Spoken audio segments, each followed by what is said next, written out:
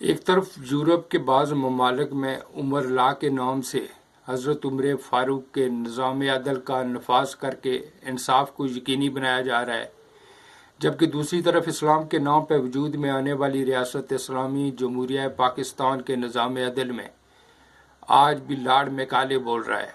میں ہوں نصیر ستی، PPM news سے۔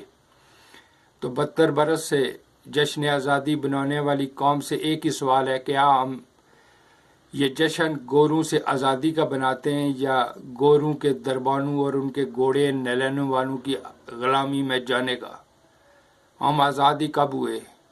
ہمیں تو گورے جاتے ہوئے اپنے دربانوں کی گود ڈال گئے۔ دوسرے لفظوں میں ہم غلام نہیں، ابن غلام ہیں۔ 35 برس فوجی قیادت اور 37 برس فوجی گیٹ نمبر 4 سے برآمد آنے والی سیاسی لیڈرشپ مسلط ہے، جو آج بھی انگریز کی غلامی کا دم بھرتے ہیں۔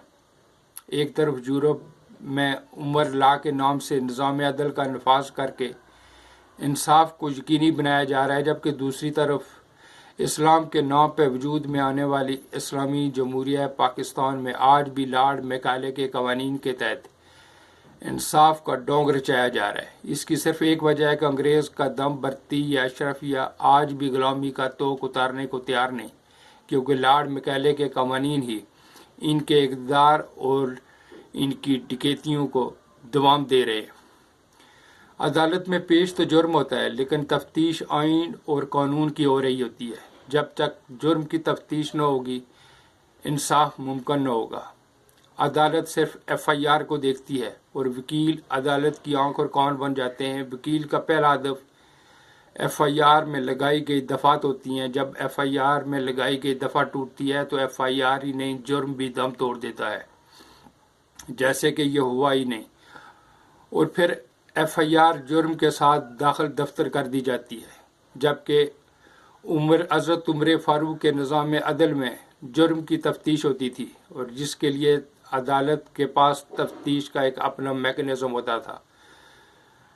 جب عدالت جرم کی تفتیش کرے گی تو وکیل کی ضرورت نہ ہوگی۔ مظلوم کو انصاف دلانا عدالت کی ذمہ داری ہوگا، اور عمر لا میں مجرم ڈھونڈ نکالے بغیر جرم داخل دفتر نہ ہوگا۔ اب وقت آ گیا ہے قوم اپنے رائٹس کے لیے اٹھ کھڑی ہو، تاکہ لارڈ میکالے کے نظام عدل کو دفن کر کے حضرت عمر فاروق کے عادلانہ نظام کا نفاذ کر کے انصاف کو یقینی بنایا جا سکے، جس کے لیے سب سے پہلے نظام عدل میں آئینی ترامیم کر کے جج کے انتخاب اور تفتیش کا طریقہ کار وضع کرنا ہوگا، جس کے لیے چند تجاویز پیش خدمت ہے۔ جج کا انتخاب پبلک سروس کمیشن کے ذریعے کیا جائے۔ جج کو عہدہ ایک بیوروکریٹ کا ہونا چاہیے۔ جج اور مظلوم کے بیچ مڈل مین وکیل کا خاتمہ کر دیا جائے۔ جج کے لیے وکیل آنا لازم نہیں، کیونکہ عوام کی جیبیں ٹٹولنے والوں سے انصاف کی امید لگانا بھی تو حماقت ہے۔ عدالت کو تفتیش کا ایک اپنا میکانزم بنانا ہوگا۔ جب تک عدالت FIR تک محدود ہوگی اور اس کے وکیل اس کے کان اور آنکھ ہوں گے، انصاف ممکن نہ ہوگا۔ 73 کے آئین میں وضع کردہ بنیادی ڈھانچے میں واضح کر دیا گیا ہے کہ اسلام کے منافی کوئی قانون سازی نہیں کی جا سکتی، لیکن بدقسمتی کے موجودہ نظام عدل نہ صرف اسلام کی ضد بلکہ 73 کے آئین کی بھی وائلیشن ہے۔ اگر آئین کی وائلیشن پہ آرٹیکل 6 آئین کا حصہ ہے تو سیشن جج سے سپریم کورٹ کے چیف جسٹس تک کیا سب آئین کی وائلیشن کے مرتکب نہیں ہو رہے؟ اگر ہو رہے ہیں تو ان پر آرٹیکل 6 کون لگائے گا؟ جب تک دوسروں کا احتساب کرنے والوں کا احتساب ممکن نہیں، انصاف کا بول بالا کیسے ہو؟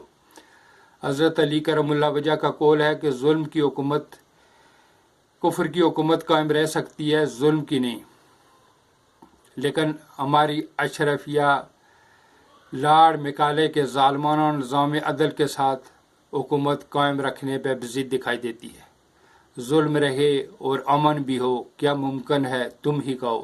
ظلم ہوگا تو امن نہ ہوگا، امن نہ ہوگا تو معیشت کا پہیہ نہ چلے گا، معیشت کا پہیہ نہ چلے گا تو بھوک ہوگی، اور بھوک بغاوت کو جنم دیتی ہے، اور بالآخر بغاوت ظلم کی حکومت کا دڑان تختہ کر دے گی۔ اور اب وقت دور نہیں جب قوم کی زبان پہ ایک ہی نعرہ ہوگا کہ عدالت کسی پرشکوہ عمارت کے ماتھے پہ ترازو لٹکانے کا نام نہیں، بلکہ جہاں عدل ہوگا وہی عدالت ہوگی، اور جہاں عدل کا قتل عام ہوگا ان پرشکوہ عمارتوں کو وقت آ گیا ہے کہ بیت الخلا بنا دیا جائے۔